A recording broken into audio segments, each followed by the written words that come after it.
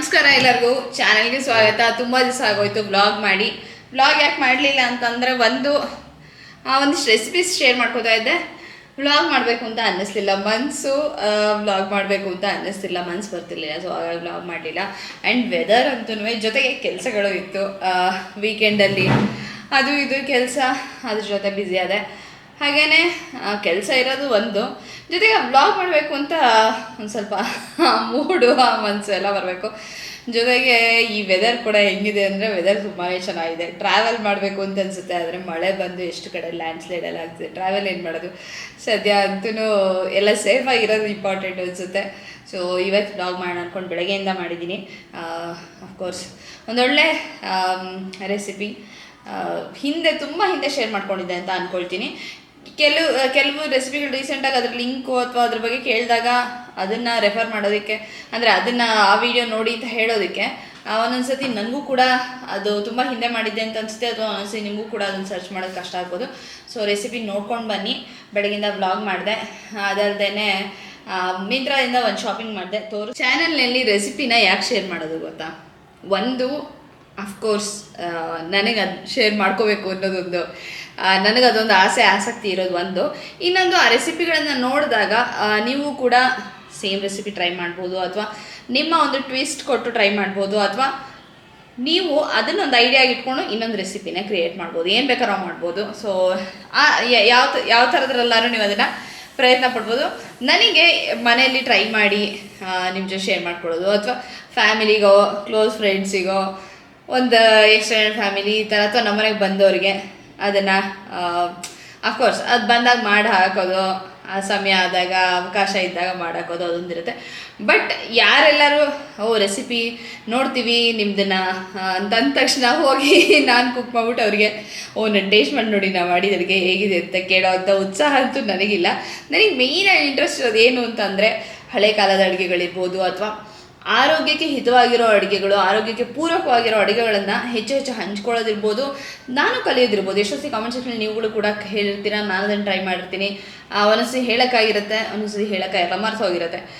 But ಅದಂತೂ ಒಂದು ಉದ್ದೇಶ ಇರುತ್ತೆ. ಆದರೆ ಯಾರಿಗಾರು ಪ್ರೂವ್ ಮಾಡಬೇಕು ಅಂತಾರಲ್ಲ, ಅಂದರೆ ನಾನು ಮಾಡ್ತೀನಿ ಅಡುಗೆ, ಇದು ಚೆನ್ನಾಗಿರುತ್ತೆ ಅಂತ ನನ್ನನ್ನು ನಾನು ಪ್ರೂವ್ ಮಾಡ್ಕೊಳ್ಳೋದಿಲ್ಲ, ಆ ಥರದ ಪ್ರಯತ್ನ ಅಂತೂ ನನ್ನ ಕಡೆಯಿಂದ ಯಾವತ್ತೂ ಖಂಡಿತ ಇರೋದಿಲ್ಲ. ಯಾಕೆ ಅಂತಂದರೆ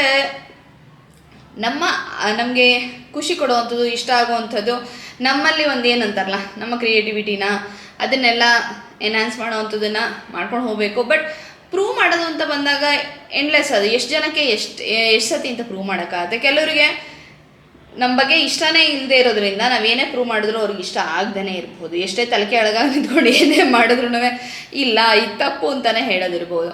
ಸೊ ಇಂಥ ಸಂದರ್ಭದಲ್ಲಿ ಎಷ್ಟು ಅಂತ ಪ್ರೂವ್ ಮಾಡ್ಕೊಂಡು ಹೋಗತ್ತೆ. ಸೊ ನನ್ನ ಉದ್ದೇಶ ಅದಾಗಿರುತ್ತೆ. ಚಾನಲ್ನಲ್ಲಿ ರೆಸಿಪಿಗಳನ್ನು ಶೇರ್ ಮಾಡೋದಿರ್ಬೋದು, ಅಥವಾ ಯಾವುದೋ ಒಂದು ಅಡುಗೆ ಬಗ್ಗೆ ಮಾತು, ಅದರ ಜಾಗಕ್ಕೆ ಹೋದಾಗಿರ್ಬೋದು, ಎಸ್ಪೆಷಲಿ ಅಡುಗೆ ವಿಷಯಕ್ಕೆ ಇಟ್ಕೊಳ್ಳೋಣ ಇದನ್ನು. ಇದಾಗ ಏನು ಅಂತಂದರೆ ನನಗೆ ಗೊತ್ತಿರೋದು ನಿಮ್ಮ ಜೊತೆ ಹಂಚ್ಕೊಳ್ಳೋದು. ನಾನು ಈ ಥರ ಪ್ರಯತ್ನ ಪಟ್ಟೆ, ಹೀಗೆಲ್ಲ ರಿಸಲ್ಟ್ ಬಂತು, ಈ ಥರ ವೇರಿಯೇಷನ್ಸ್ ಕೊಟ್ಟಾಗ ಒಂದು ಹೋಟೆಲ್ ರೀತಿಯ ಡಿಶ್ ತಯಾರಾಯಿತು, ಈ ಥರದ್ದೆಲ್ಲ ಇರುತ್ತೆ. ಬಟ್ ನನಗೆ ಹೋಗಿ ಮಾಡಿ ಉಣಬಡಿಸಿ ಅವ್ರ ಹತ್ರ ಶಾಬಾಷ್ ಹಂಚ್ಕೋಬೇಕು ಅನ್ನೋ ಒಂದು ಏನಂತಾರಲ್ಲ, ಆ ತುಡಿತ ನನ್ನಲ್ಲಿ ಇಲ್ಲ. ಬಿಕಾಸ್ ಕೆಲವ್ರನ್ನ ಮೀಟ್ ಮಾಡಿದಾಗ ಓಕೆ ಒಂಥರ ಗೊತ್ತಿಲ್ಲ, ಅವ್ರಿಗೆ ಅನ್ನಿಸ್ತಾ ಇರುತ್ತೆ, ಇವ್ರ ಕೈಲೊಂದು ಅಡುಗೆ ನೋಡಿಸಿ ಇವ್ರನ್ನೇನು ಅಂತ ಟೆಸ್ಟ್ ಮಾಡಬೇಕು ಅನ್ನೋದು ಅವ್ರಿಗೆ ಅನಿಸ್ತಿರುತ್ತೆ ಅನ್ನೋದಿಲ್ಲ. ಬಟ್ ನನಗಂತೂ ಆ ಉತ್ಸಾಹ ಇದೆ. ಮೊನ್ನೆ ಕೂಡ ಯಾರೊಬ್ಬರು ಹಿಂಗೆ ಸಿಕ್ಕಿದ್ರು, ಓಕೆ ನಿಮ್ಮ ಕೈಯಿಂದ ಇದು ಮಾಡಿಸ್ಕೊಳ್ತೀನಿ ನೋಡಿ ಹೇಗಿದೆ ಅಂತ ಹೇಳ್ತೀನಿ, ಬಟ್ ಡೋಂಟ್ ಗೆಟ್ ಟೆನ್ಸ್. ನಾನೇನು ಕಷ್ಟದ ರೆಸಿಪಿ ಹೇಳಲ್ಲ, ಈಸಿಯಾದೇ ಹೇಳ್ತೀನಿ, ನೀವು ಹಂಗೆ ಅಂತ ಎಲ್ಲರೂ ಹೇಳ್ತಾ ಇದ್ರು, ನನಗೆ ನಗು ಬರ್ತಿತ್ತು. ಬಟ್ ನನಗೆ ಆ ಥರದ ಉತ್ಸಾಹ ಇಲ್ವೇ ಇಲ್ಲ. ನಾನು ಮಾಡಿ ಹಾಕಿ ಪ್ರೂವ್ ಮಾಡಬೇಕು, ನಾನು ಚೆನ್ನಾಗಿದೆ ಅಂತ ಅವ್ರ ಬಾಯಲ್ಲಿ ಬಂದೇ ಬರೆಸ್ತೀನಿ, ಈ ಥರದ್ದೆಲ್ಲ ನನಗಿಲ್ಲ. ನನಗೆ ನಗು ಬರ್ತಿತ್ತು. ಯಾಕೆ ಅಂತಂದರೆ ನನ್ನ ಉದ್ದೇಶ ಕ್ಲಿಯರ್ ಆಗಿರೋದ್ರಿಂದ ಆ ಥರ. ಸೊ ಇದನ್ನು ಯಾಕೆ ಶೇರ್ ಮಾಡ್ಕೊಂಡೆ ಅಂದರೆ, ನಂತರ ನಿಮ್ಮಲ್ಲೂ ಸುಮಾರು ಜನ ಗೃಹಿಣಿಯರು ನನ್ನ ವೀಡಿಯೋಗಳನ್ನ ನೋಡ್ತಿರ್ತಾರೆ. ನಿಮಗೂ ಕೂಡ ಹಾಗೆ ಇರುತ್ತೆ ಪರಿಸ್ಥಿತಿ. ಅಂದರೆ ಏನು ಅಂದರೆ ಯಾವಾಗಲೂ ಯಾರನ್ನೋ ಮೆಚ್ಚಿಸ್ಬೇಕು, ತುಂಬ ಜನ ಪ್ರಯತ್ನದಲ್ಲೇ ಇರ್ತೀರಿ, ಯಾರನ್ನೋ ಮೆಚ್ಚಿಸ್ಬೇಕು, ಯಾರಿಗೋ ನಾವು ಒಳ್ಳೆಯವರಾಗಿರಬೇಕು ಅಂತನೋ ಒಂದು ಪ್ರಯತ್ನದಲ್ಲಿ ಇರೋದುಂಟು. ಬಟ್ ಆ ಪ್ರಯತ್ನದಲ್ಲಿ ಸ್ವಲ್ಪ ಮಟ್ಟಿಗೆ ನಾವು ಉತ್ತಮಗೊಳಿಸ್ಕೋತೀವಿ. ಬಟ್ ಅದೇ ಪ್ರಯತ್ನದಲ್ಲಿ ಮುಂದುವರಿತಾ ಹೋದರೆ ನಮ್ಮ ಮನಸ್ಸಿಗೆ ಖುಷಿ, ನಮ್ಮ ಕಡೆಯಿಂದ ಒಂದು ಜೆನ್ಯೂನ್ ಎಫರ್ಟು, ಅಥವಾ ಎಫರ್ಟ್ ಜೆನ್ಯೂನ್ ಆಗಿರ್ಬೋದು, ಎರಡೂ ಇದರಲ್ಲೂ. ಬಟ್ ನಮ್ಮ ಮನಸ್ಸಿಗೆ ಒಂದು ಖುಷಿ, ನಾವು ಮಾಡ್ತಿರೋದು ಹಿತ. ಬಟ್ ಆಮೇಲೆ ಇನ್ನೊಂದ್ಸತಿ ಏನು ಅಂತಂದರೆ, ನಮಗೋಸ್ಕರ ಅಂತ ಮಾಡ್ಕೊಳ್ಳೋದು ಕೆಲವೆಲ್ಲ ಇರುತ್ತೆ. ಮನೇಲಿ ಅಡುಗೆ ಮಾಡ್ತಿರ್ಬೇಕಾದ್ರೆ ಬರೀ ಫ್ಯಾಮಿಲಿಯವ್ರಿಗೆ ಅಥವಾ ಫ್ರೆಂಡ್ಸ್ಗೆ ಯಾರು ಬರ್ತಾರೋ ಅದೆಲ್ಲ ಒಂದು ಕಡೆ, ನಮಗೂ ಕೂಡ ನಮಗಿಷ್ಟವಾದ್ದು ನಮಗೆ ಖುಷಿ ಕೊಡೋ ಅಂಥದ್ದು ಅಂತ ಮಾಡ್ಕೊಳ್ಳೋದಕ್ಕೂ ಇರುತ್ತಲ್ಲ, ಅದನ್ನೆಲ್ಲೋ ಮರ್ತು ಹೋಗ್ಬಿಡ್ತೀವಿ. ನಾವು ಯಾವ ಉದ್ದೇಶಕ್ಕೆ ಮಾಡ್ತಿದ್ದೀವಿ ಅನ್ನೋದೇ ಮರ್ತೋಗ್ಬಿಡ್ತೀವಿ ಅಂತ ನನಗೆ ಅನಿಸುತ್ತೆ. ಸೊ ಇದೊಂದು ಮನಸ್ಸಿನ ಮಾತು, ಇದನ್ನು ಹೇಳ್ತಾ ಇವತ್ತಿನ ಬ್ಲಾಗ್ ಶುರು ಮಾಡ್ತಾ ಇದ್ದೀನಿ. ನಾ ಹೇಳಿದ ವಿಷಯಗಳ ಬಗ್ಗೆ ಎಲ್ಲ ನೀವು ಆಲೋಚಿಸಿ ನೋಡಿ, ನಿಮ್ಗೇನು ಅನಿಸುತ್ತೆ ಖಂಡಿತ ಕಾಮೆಂಟ್ ಸೆಕ್ಷನ್ ಬರ್ದು ತಿಳಿಸಿ. ಅಫ್ಕೋರ್ಸ್ ಆ್ಯಸ್ ಎ ಡ್ಯೂಟಿ ಮಕ್ಕಳು, ಗಂಡ, ಅತ್ತೆ ಮಾವ, ತವ್ರ ಮನೆ ಅಥವಾ ಎಕ್ಸ್ಟೆಂಡೆಡ್ ಫ್ಯಾಮಿಲಿ, ಫ್ರೆಂಡ್ಸು, ಕೆಲವು ಸರಿ ಫ್ರೆಂಡ್ಸು ಫ್ಯಾಮಿಲಿಗಿಂತನೂ ಹತ್ತಿರವಾಗಿರ್ತಾರೆ. ಆ ಥರ ಸಂದರ್ಭಗಳೆಲ್ಲ ಉಂಟು ಅಂತ ಒಂದು ಕ್ಲೋಸ್ ನೆಟ್ಟಲ್ಲಿ ಖಂಡಿತ ನಾವು ಏನು ಔಟ್ ಆಫ್ ದ ವೇ ಹೋಗಿಯೇ ಯಶಸ್ವಿ ಮಾಡಿರ್ತೀವಿ, ಇಲ್ಲ ಅಂತಲ್ಲ. ಆದರೆ ಪ್ರತಿಯೊಬ್ಬರು ಎಸ್ಪೆಷಲಿ ಈ ಥರದ ಒಂದು ಸೋಷಿಯಲ್ ಮೀಡಿಯಾದಲ್ಲಿದ್ದಾಗ ಅಥವಾ ಏನೋ ಒಂದು ಇಂಟ್ರೆಸ್ಟ್ ತೋರಿಸ್ತಿದೆ, ಇದು ನಮ್ಗೆ ಈ ಥರದಲ್ಲಿ ಇಂಟ್ರೆಸ್ಟ್ ಇದೆ ಅಂತ ಹೇಳಿ ಹೊರಗಿನವ್ರಿಗೆ ಗೊತ್ತಾದಾಗ, ಅವ್ರು ನಮಗೆ ಟೆಸ್ಟ್ ಮಾಡೋ ರೀತಿ ಬಂದಾಗ ಸ್ವಲ್ಪ ನಾವು ಆ ಥರ ಅಲ್ಲ, ನಮ್ಮನ್ನು ನೀವು ಟೆಸ್ಟ್ ಮಾಡಬೇಕಾಗಿಲ್ಲ ಅಂತ ಅವ್ರನ್ನ ದೂರ ಇಡೋದು ಮುಖ್ಯ ಆಗುತ್ತೆ. ಸೊ ಈ ಥರದ ಒಂದೊಂದು ಅನುಭವಗಳು. ಆದರೆ ಯೂಟ್ಯೂಬರ್ ಆಗಿ ನನಗೊಬ್ಳಿಗೆ ಅಲ್ಲ, ದಿನನಿತ್ಯ ಜೀವನದಲ್ಲಿ ಪ್ರತಿಯೊಬ್ಬರು ಈ ಥರದ್ದೆಲ್ಲ ಫೇಸ್ ಮಾಡ್ತಿರ್ತಾರೆ ಅಂತ ಅನಿಸುತ್ತೆ. ಸೊ ನಿಮ್ಮನ್ನು ಟೆಸ್ಟ್ ಮಾಡ್ತೀವಿ ಅಂತ ಬಂದಾಗ ನಿಂತ್ಕೊಳ್ಳಿ ಅಲ್ಲೇ, ಏನು ಟೆಸ್ಟ್ ಮಾಡಬೇಕಾಗಿಲ್ಲ. ನಾವು ನಮ್ಮ ಖುಷಿಗೆ ಮಾಡ್ತಿರೋದು, ನಿಮಗೂ ಇಷ್ಟ ಆದರೆ ಬನ್ನಿ, ಟೆಸ್ಟ್ ಮಾಡೋ ರೀತಿ ಬರಬೇಡಿ ಅಂತ. ಸೊ ಹೀಗೆ ಮಿಂತ್ರಾದಿಂದ ಒಂದು ಶಾಪಿಂಗ್ ಮಾಡಿದೆ. ಈ ಶಾಪಿಂಗು, ಈ ಬ್ರ್ಯಾಂಡಿನ ಬಗ್ಗೆ ನಾನು ಸಾಕಷ್ಟು ಕೇಳಿದ್ದೆ. ಸುಮಾರು ಜನ ನನ್ನ ಫ್ರೆಂಡ್ಸಲ್ಲಿ ಹಾಗೆಯೇ ಯೂಟ್ಯೂಬಲ್ಲೂ ವೀಡಿಯೋಸ್ ಮಾಡಿ ಹಾಕ್ತಿದ್ದು ನೋಡ್ತಿದ್ದೆ. ಈ ಬ್ರ್ಯಾಂಡಿನ ಬಗ್ಗೆ ತುಂಬ ಮಾತಾಡ್ತಿದ್ರು. ಯಾವುದು ಅಂತಂದರೆ ಲಿಬಾಸ್ ಅಂಥೇಳಿ. ಇವ್ರದ್ದು ಎಲ್ಲ ಥರನೂ ಇದೆ, ಸಲ್ವಾರ್ ಸೂಟ್ ಸೆಟ್ಟು, ಕುರ್ತಾ, ಆಮೇಲೆ ಏನಂತಾರೆ ಪಾರ್ಟಿ ವೇರು, ಎಲ್ಲ ಸಿಲ್ಕು, ಎಲ್ಲ ಥರದ್ದು ಇದೆ. ಬಟ್ ನನಗೆ ಡ್ರೆಸ್ಗಳು ತೊಗೊಳೋದ್ರಲ್ಲಿ ಅಷ್ಟೊಂದು ಏನು ಇಂಟ್ರೆಸ್ಟ್ ಇಲ್ಲ. ನನಗೆ ದಿನ ಹಾಕ್ಕೊಳ್ಳೋದು, ಹೆಚ್ಚಿಗೆ ಯೂಸ್ ಆಗುವಂಥದ್ದು ಏನಾದ್ರು ಟ್ರೈ ಮಾಡಿ ನೋಡೋಣ ಅಂತಿತ್ತು. ಜೊತೆಗೆ ಡಿಸ್ಕೌಂಟು ನಡೀತಿತ್ತಲ್ಲ. ಸೊ ಹಾಗಾಗಿ ಮಿಂತ್ರಾದಿಂದ ಇದು ತರಿಸಿದೆ. ನೋಡೋದಕ್ಕೆ ಕರ್ಟನ್ ಥರ ಕಾಣಿಸ್ತೆ, ಬಟ್ ಕರ್ಟನ್ ಅಲ್ಲ, ಇದು ಕಫ್ತಾನ್. ಇದು ಸೊ ಫುಲ್ ಲೆಂತ್ ಕಫ್ತಾನೆ. ಇದ್ರ ಮೇಲೆ 1800 ರೂಪಾಯಿ ಅಂತೇನೋ ಬೆಲೆ ಇದೆ. ಅಷ್ಟೆಲ್ಲ ಫುಲ್ ಪ್ರೈಸ್ ಕೊಟ್ಟು ತೊಗೊಳ್ಳೋಷ್ಟೇನು ಇದ್ರ ಸೀನಿಲ್ಲ. ಬಟ್ ಬಟ್ಟೆ ಚೆನ್ನಾಗಿದೆ. ಡಿಸ್ಕೌಂಟಲ್ಲಿ ಇದಕ್ಕೇನು ಪ್ರೈಸ್ ಇತ್ತೋ ಆ ಪ್ರೈಸಿಗೆ ಬಟ್ಟೆ ಚೆನ್ನಾಗಿದೆ. ಇದು ಮೋಸ್ಟ್ಲಿ 900-1000 ರೂಪಾಯಿನೂ ನಾನು ಕೊಟ್ಟೆ ಅಂತ ಅನಿಸುತ್ತೆ. ಆ ಪ್ರೈಸಿಗೆ ಇದು ಚೆನ್ನಾಗಿದೆ. ಆದರೆ 1800 ರೂಪಾಯಿ ಇದ್ರ ಮೇಲಿರೋ MRP ಕೊಟ್ಟು ತೊಗೊಳೋದ್ರಲ್ಲಿ ಅರ್ಥ ಇಲ್ಲ. ಸುಮ್ಮನೆ ಹಾಕಿ ಡಿಸ್ಕೌಂಟ್ ಕೊಡ್ತಾರೋ, ನಿಜವಾಗ್ಲೂ ಇಷ್ಟೇ ಪ್ರೈಸ್ ಗೊತ್ತಿಲ್ಲ, ಈ ಥರ ಇದೆ. ಚೆನ್ನಾಗಿದೆ, ಬಟ್ಟೆ ಚೆನ್ನಾಗಿದೆ. ನಾನು ಕೊಟ್ಟ ಪ್ರೈಸಿಗೆ ವರ್ತ್ ಅಂತ ಅನಿಸ್ತು. ಆದರೆ ಫುಲ್ ಪ್ರೈಸ್ ಕೊಟ್ಟು ತೊಗೊಳ್ತೀನಿ ಅಂತಂದರೆ ಖಂಡಿತ ಇಲ್ಲ. ಲಿಂಕ್ ಇದರದ್ದೇ ಲಿಂಕ್ ಹಾಕೋದಕ್ಕೆ ಪ್ರಯತ್ನ ಪಡ್ತೀನಿ. ಅಂದರೆ ಸ್ಟಾಕಲ್ಲಿದ್ದು ಅಕಸ್ಮಾತ್ ಡಿಸ್ಕೌಂಟು ಇದ್ದರೆ, ಇಲ್ಲ ಅಂತಂದರೆ ಇದೇನು ವರ್ತ್ ಅಲ್ಲ. ಬಟ್ ಈ ಬಟ್ಟೆ ತುಂಬ ಚೆನ್ನಾಗಿದೆ. ನಾನು ಕೊಟ್ಟ ಬೆಲೆಗೆ ಬಟ್ಟೆ ಚೆನ್ನಾಗಿದೆ, ಸ್ಟೈಲು ಚೆನ್ನಾಗಿದೆ, ಸ್ಟಿಚಿಂಗ್ ಕ್ವಾಲಿಟಿ ಚೆನ್ನಾಗಿದೆ. ಸೊ ಇದೊಂದಾಯಿತು. ಗುಡ್ ಮಾರ್ನಿಂಗ್ ಹೇಳ್ತಾ ಬೆಳಗಿನ ವ್ಲಾಗ್ನ ನಿಮ್ಮ ಜೊತೆ ಹಂಚ್ಕೊಳ್ತಾ ಇದ್ದೀನಿ. ಬೆಳಗ್ಗೆ ಅಡುಗೆ ತಿಂಡಿಗೆ ಏನೇನು ಬೇಕೋ ಅದನ್ನು ಹಿಂದಿನ ದಿವಸ ತಯಾರು ಮಾಡಿ ಇಟ್ಕೊಂಡ್ರೆ ಬೆಳಗ್ಗೆ ಎದ್ದ ತಕ್ಷಣ ತುಂಬ ಕ್ವಿಕ್ಕಾಗಿ ಕೆಲಸಗಳು ಮುಂದುವರಿಯುತ್ತೆ ಅಂತ ಹೇಳ್ಬೋದು. ಹಿಂದಿನ ದಿವಸ ಮೆಂತ್ಯದ ಸೊಪ್ಪನ್ನ ಕ್ಲೀನ್ ಮಾಡಿ ಇಟ್ಕೊಂಡಿದ್ದೆ, ಅದನ್ನು ನಾನು ನಿಮ್ಗೆ ಇಲ್ಲಿ ತೋರಿಸ್ತಾ ಇದ್ದೀನಿ. ಮೆಂತ್ಯದ ಸೊಪ್ಪನ್ನ ಹಾಕಿ ಚಪಾತಿನ ಮಾಡ್ತಾ ಇದ್ದೀನಿ. ಬೆಳಗ್ಗೆ ಎದ್ದ ತಕ್ಷಣ ಒಂದೊಳ್ಳೆ ಕಾಫಿ ಕುಡಿಬೇಕಲ್ವಾ? ಕಾಫಿ ಕುಡಿಯೋಕ್ಕೆ ಮುಂಚೆ 1-2 ಲೋಟ ಬೆಚ್ಚಗಿರೋ ನೀರು, ಹಾಗೆಯೇ ಆಯಿಲ್ ಪುಲ್ಲಿಂಗು, ಇದೆಲ್ಲದೂ ಕೂಡ ಆಗೋಗಿರುತ್ತೆ. ನಿಮ್ಮಲ್ಲೇ ಕಾಮೆಂಟ್ ಸೆಕ್ಷನಲ್ಲಿ ಒಬ್ಬರು ಕೇಳಿದ್ರಿ, ನೀವು ಯಾಕೆ ಬೆಳಗ್ಗೆ ಎದ್ದ ತಕ್ಷಣ ಯಾವುದೇ ರೀತಿ ಡಿಟಾಕ್ಸ್ ವಾಟರ್ ಇದನ್ನು ಕುಡಿಯೋದಿಲ್ಲ ಅಂತ ಹೇಳಿ, ಕುಡಿಯೋದಿಲ್ಲ ಕಾಫಿನ ಕುಡಿತೀರಾ ಅಂತೇಳಿ ಸಂತೋಷ ಆಗುತ್ತೆ ಅಂತ ಕೂಡ ಹೇಳಿದ್ರಿ. ತುಂಬ ಜನ ಮಾಡೋದನ್ನು ನೀವು ಕೂಡ ನೋಡಿರ್ತೀರ, ಯೂಟ್ಯೂಬಲ್ಲೂ ಕೂಡ ಸಾಕಷ್ಟು ಜನ ಮಾಡ್ತಾರೆ. ಬಟ್ ನನಗಿದ್ರ ಬಗ್ಗೆ ನನ್ನ ಅಭಿಪ್ರಾಯ ಏನು ಅಂತಂದರೆ, ಯಾವುದೇ ರೀತಿಯಾದಂತಹ ಡಿಟಾಕ್ಸ್ ವಾಟರ್ಗಳಿರ್ಬೋದು ಅಥವಾ ಇನ್ನೇನೇ ಒಂದು ರೊಟೀನಾಗಿ ಅಂದರೆ ಕಷಾಯ ಮಾಡ್ಕೊಂಡು ಕುಡಿಯೋದಿದೆಯಲ್ಲ, ಅದನ್ನೆಲ್ಲ ಬೆಳಗ್ಗೆ ಎದ್ದ ತಕ್ಷಣ ಪ್ರತಿ ದಿವಸ ಮಾಡ್ತಿದ್ರೆ ದೇಹ ಅದಕ್ಕೆ ರೆಸ್ಪಾಂಡ್ ಮಾಡೋದನ್ನು ನಿಲ್ಲಿಸುತ್ತೆ ಅಂತ ನನಗನ್ಸುತ್ತೆ. ಇದು ನನಗೆ ಯಾಕೆ ಅನಿಸುತ್ತೆ ಅಂದರೆ, ಆಯುರ್ವೇದದಲ್ಲಿ ಹೀಗೆ ಹೇಳಿರೋದ್ರಿಂದ ಅದನ್ನು ನಾನು ನಂಬೋದ್ರಿಂದ ನನಗೆ ಹಾಗನ್ಸುತ್ತೆ. ಏನಾರೋ ಒಂದು ಕಷಾಯನೋ ಅಥವಾ ಕಷಾಯ ಅಂತಂದರೆ ರಾತ್ರಿ ಹೊತ್ತು ನೆನೆಸಿಟ್ಟು ಡಿಟಾಕ್ಸ್ ವಾಟರ್ ಒಂಥರ, ಕಷಾಯ ಇನ್ನೊಂಥರ, ಆ ಥರದ್ದು ಏನಾರೋ ಒಂದನ್ನು ನೀವು ಮಾಡ್ತೀರಾ ಅಂತಂದರೆ ಕೆಲವು ದಿನಗಳ ಕಾಲ ಮಾಡಿ ನಂತರ ಅದನ್ನು ಬಿಟ್ಬಿಟ್ರೆ ದೇಹ ಅದಕ್ಕೆ ಚೆನ್ನಾಗಿ ರೆಸ್ಪಾಂಡ್ ಮಾಡಿರುತ್ತೆ, ಹಾಗೆ ಅದರಿಂದ ಲಾಭನ ಪಡ್ಕೊಂಡಿರುತ್ತೆ. ದಿನ ಒಂದೇ ಥರದ್ದೇ ಕೊತ್ತಂಬರಿ ಬೀಜ ಅಥವಾ ಜೀರಿಗೆ ಇದನ್ನು ನೆನೆಸಿಟ್ಟಿದ್ದ ನೀರು ಅಥವಾ ಬೆಳಗ್ಗೆ ಎದ್ದು ಕುದಿಸ್ಕೊಂಡು ಕಷಾಯ ಥರ ಮಾಡ್ಕೊಂಡು ಕುಡಿಯೋದು, ಎಲ್ಲದನ್ನು ಪ್ರತಿ ದಿವಸ ಮಾಡ್ತಾ ಇದ್ದರೆ ದೇಹ ಅದಕ್ಕೆ ರೆಸ್ಪಾಂಡ್ ಮಾಡೋದನ್ನು ನಿಲ್ಲಿಸ್ಬಿಡುತ್ತೆ ಅಂಥೇಳಿ ಅಂತ ಹೇಳ್ತಾರೆ ಆಯುರ್ವೇದದಲ್ಲಿ. ನನಗೂ ಕೂಡ ಇದು ನಿಜ ಅಂತ ಅನಿಸುತ್ತೆ. ನಾನು ಕೂಡ ಇದನ್ನು ನಂಬ್ತೀನಿ. ಹಾಗಾಗಿ ನಾನು ಯಾವುದೇ ರೀತಿಯಾದಂಥ ಆ ಥರದ ನೀರುಗಳು ಅದನ್ನು ತಯಾರಿಸ್ಕೊಂಡು ಕುಡಿಯೋದಿಲ್ಲ. ಮಾಡ್ತಾರೆ, ಮಾಡೋರಿಗೆ ಮೋಸ್ಟ್ಲಿ ಲಾಭ ಸಿಗ್ತಿದೆ ಅಂತ ಅನಿಸುತ್ತೆ, ಅದರಿಂದ ಮಾಡ್ತಿದ್ದಾರೆ ಅಂತ ಅನಿಸುತ್ತೆ, ಗೊತ್ತಿಲ್ಲ. ನಾನು ಇದ್ರ ಬಗ್ಗೆ ಏನೂ ಕಾಮೆಂಟ್ ಮಾಡೋದಕ್ಕೆ ಹೋಗೋದಿಲ್ಲ. ಬಟ್ ನನಗೆ ಹಾಗೆ ಅನಿಸುತ್ತೆ, ದಿನ ಮಾಡ್ಕೊಂಡು ಕುಡಿತಿದ್ರೆ ಅದರಿಂದ ಏನೂ ಲಾಭ ಸಿಗೋದಿಲ್ಲ. ಒಂದು ವಾರನೋ 21 ದಿವಸನೋ ಯಾವುದನ್ನಾದರೂ ಮಾಡಿ ನಂತರ ಬಿಟ್ಬಿಟ್ಟು ಮತ್ತೆ ಮಾಮೂಲಿ ಬೇರೆ ಈ ಥರ ಇದ್ದ ತಕ್ಷಣ ನೀರು ಕುಡಿಯೋದು ಅಥವಾ ಏನೋ ಒಂದು ಕೆಲವರಿಗೆ ಎಳ್ನೀರು ಕುಡಿಯೋ ಅಭ್ಯಾಸ ಇರುತ್ತೆ. ಈ ಥರದ್ದು ಏನಾದ್ರು ಒಂದು ಮಾಡ್ತಿರ್ಬೋದು ಅಂತ ನನಗನ್ಸುತ್ತೆ. ಕಾಫಿ ಆಯಿತು, ಕಾಫಿ ಕುಡಿದಿದ್ದಾಯಿತು. ಇವಾಗ ನಾನು ಹೆಸರು ಕಾಳು ಇದೆಯಲ್ಲ ಅದನ್ನು ಬಳಸ್ಕೊಂಡು ಒಂದು ಮಸಾಲೆ ಅಥವಾ ಒಂದು ದಾಲ್ ಥರ ಮಾಡ್ತಾಯಿದ್ದೀನಿ ಅಂತ ಹೇಳ್ಬೋದು. ಇನ್ನೂ ಹೇಳಬೇಕು ಅಂತಂದರೆ ಈ ದಾಲ್ ಮಖನಿ ಎಲ್ಲ ಮಾಡ್ತಾರಲ್ಲ ಆ ಥರ ಕೂಡ ಮಾಡ್ಬೋದು. ಆದರೆ ನಾನಿಲ್ಲಿ ಬೆಣ್ಣೆ, ಕ್ರೀಮು ಈ ಥರದ್ದೆಲ್ಲ ಏನೂ ಹಾಕೋಕ್ಕೆ ಹೋಗೋದಿಲ್ಲ. ದಿನ ಮಾಡೋವಂಥ ಊಟದಲ್ಲಿ ಹೆಚ್ಚಾಗಿ ಈ ಥರದ ಕೊಬ್ಬಿನಾಂಶ ಇರುವಂಥ ಪದಾರ್ಥಗಳನ್ನ ಸೇರಿಸಿ ತಿನ್ನೋದೇನು ಅಷ್ಟು ಒಳ್ಳೆಯದಲ್ಲ. ಸ್ವಲ್ಪ ತುಪ್ಪ, ಸ್ವಲ್ಪ ಎಣ್ಣೆ ಬಳಸಿದ್ರೆ ಒಳ್ಳೇದು ಕೂಡ. ಹಾಗೆಯೇ ವೆಯ್ಟ್ ಮ್ಯಾನೇಜ್ ಮಾಡೋದಕ್ಕೆ ಕೂಡ ಸಹಾಯ ಆಗುತ್ತೆ.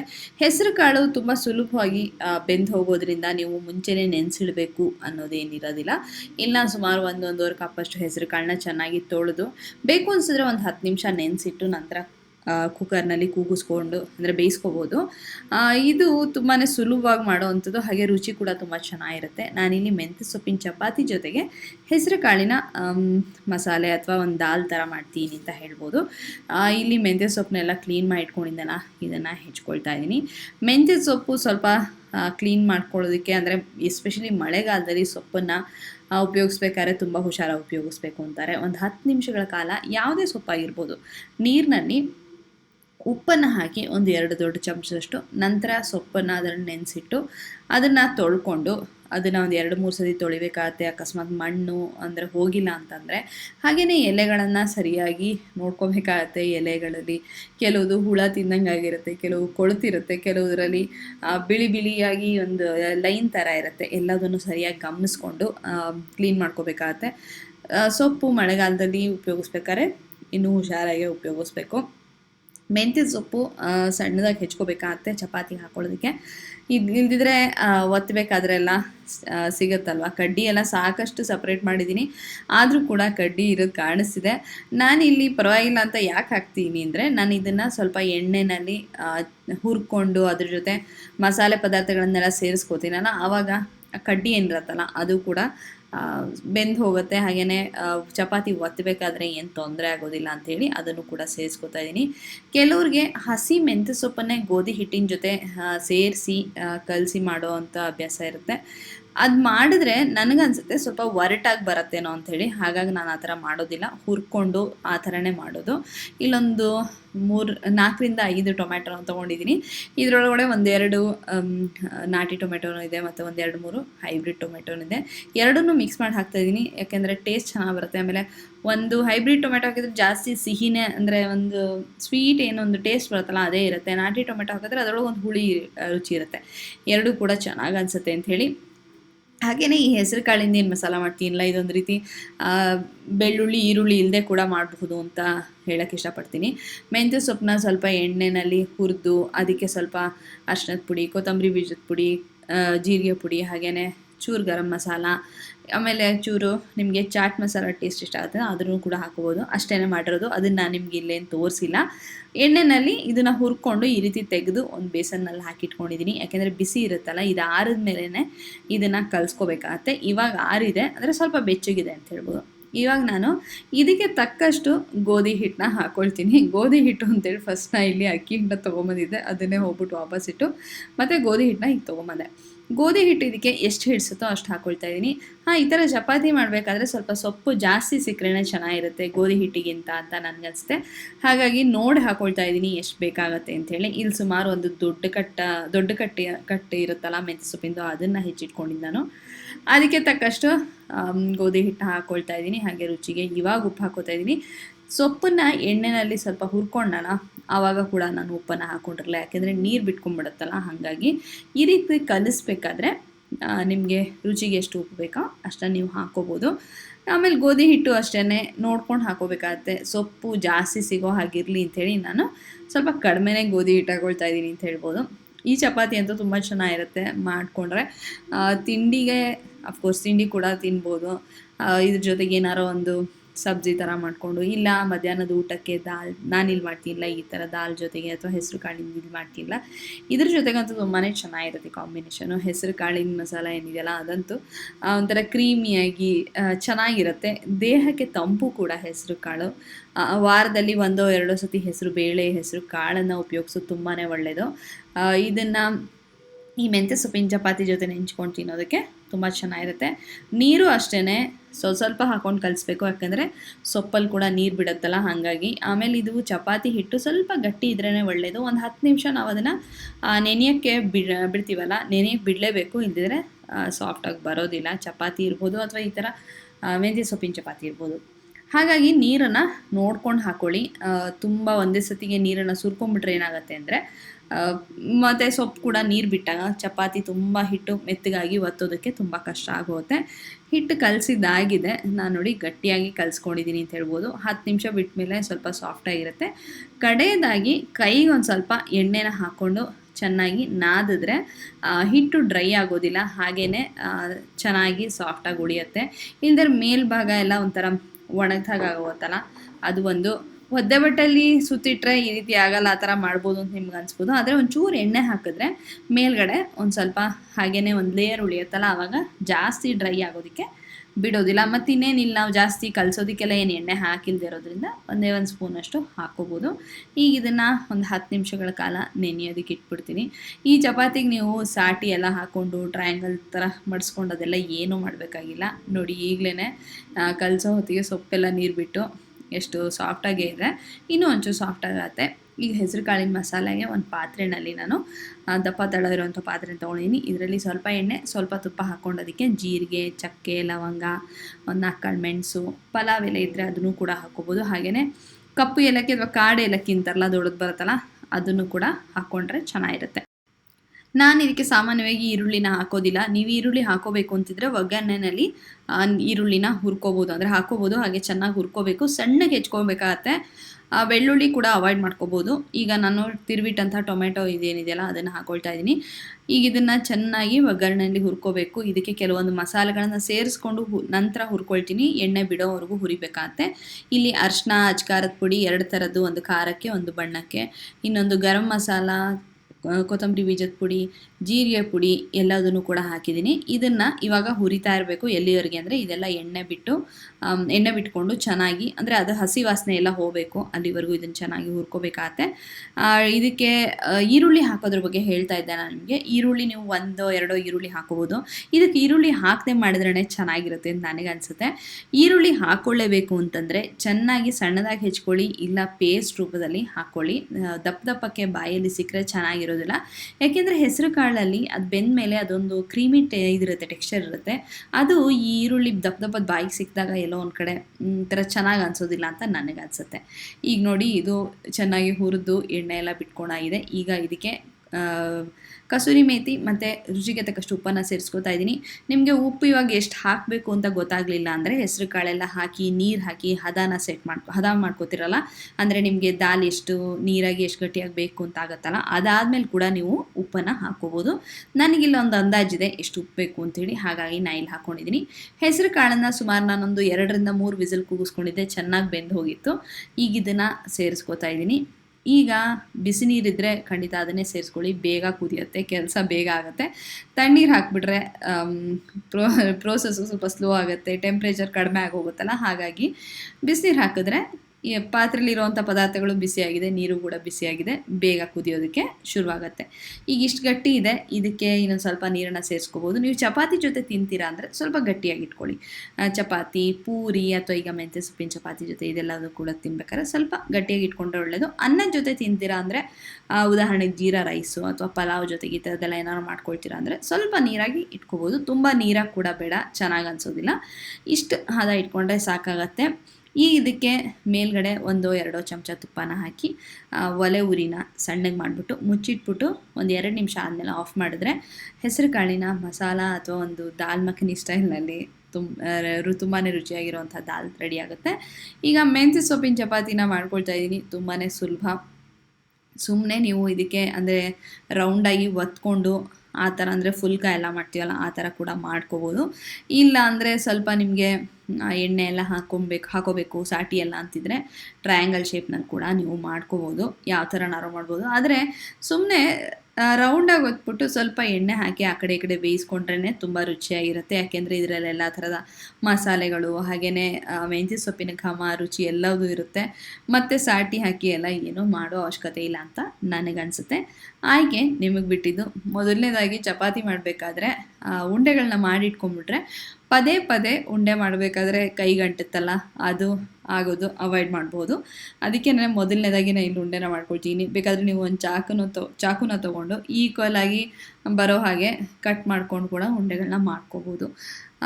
ಈಗ ಚಪಾತಿ ಮಾಡಿದ್ರೆ ನೆಂಚ್ಕೊಳ್ಳೋದು ಕೂಡ ರೆಡಿಯಾಗಿದೆ.